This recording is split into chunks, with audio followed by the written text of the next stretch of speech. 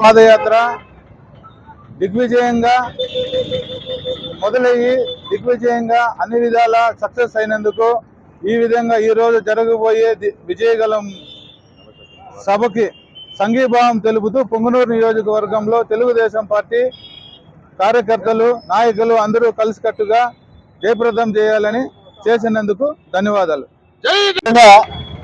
ఈరోజు గత 5 సంవత్సరాల నుండి మన రాష్ట్రంలో జరుగుతున్న దౌర్జన్యాలు దోపిడీల గురించి మన రాష్ట్రం ఒక శ్రీలంక లాగా ఒక వెనుజులా లాగా అయిపోతుంటే మన లోకేష్ బాబు రాష్ట్రంలో ఏం జరుగుతుందనే ఉద్దేశంతో యువగలం అనే కార్యక్రమాన్ని తీసుకొని 3112 కిలోమీటర్ల పాదయాత్ర చేయడం జరిగింది.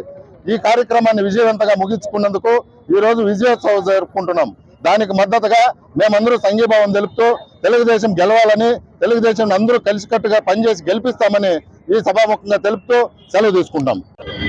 దోపిడీ, అరాచకాలు, హత్యలు, మానభంగాలు అన్ని కులాలపైన విపరీతంగా దోపిడీ, ఇసుక ఎక్కడ చూసినా క్వారీ, ఎర్రచందనము పొంగనూరు నియోజకవర్గంలో ఉన్న మంత్రివర్యులు వేలాది కోట్ల రూపాయలు దోపిడీ చేసి ప్రజాధనాన్ని దుర్వినియోగం చేసి ఇక్కడ పొంగనూరు నియోజకవర్గం రాష్ట్రంలోనే ఎన్నికబడిన ప్రాంతంగా తీర్చిదిద్దిన ఘనత పెద్దిరెడ్డి రామచంద్రారెడ్డికే దక్కుతుందని తెలుగుదేశం పార్టీ కార్యకర్తల తరఫున నేను వినియోగించుకుంటున్నాను.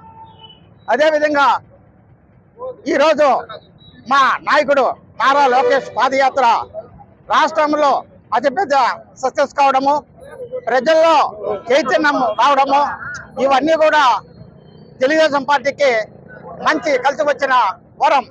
ఈరోజు రాష్ట్రంలో 2024లో జరిగే ఎలక్షన్లో మేము 170 స్థానాలకు 160 స్థానాలు ఈరోజు గెలవబడుతున్నాం.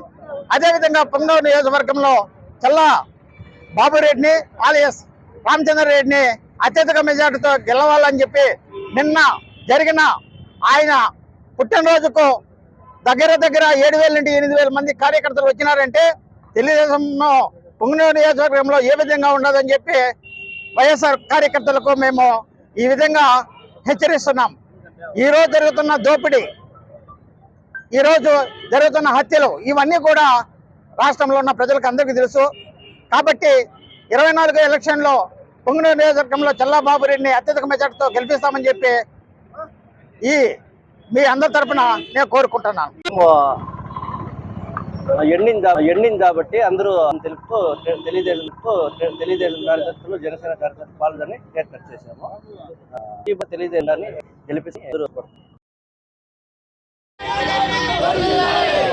నాయకత్వం